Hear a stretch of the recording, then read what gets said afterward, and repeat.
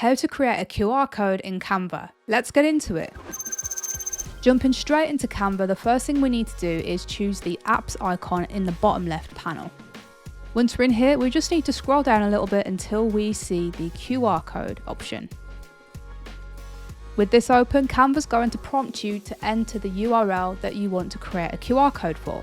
In this case, let's use the Create a Fix YouTube channel. Once you've done that, you can choose Generate Code, and it will give you the standard black and white QR code. If you want to customize this to your brand's colors, you can do this by selecting this Customize drop-down option, and you can change the background color and the foreground color.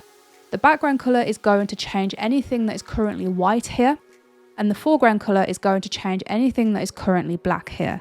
I recommend that you use colors that have a high contrast against each other so that the QR code will work. You can also update the margin of the QR code as well, but typically I tend to keep this at a low figure. Once you've made all of these changes, you can update the code, and Canva will reload the code with any new colors that you have added into it. Once you've configured your QR code exactly how you want to, all you need to do is save the image and add it to your project. And that's all there is to it.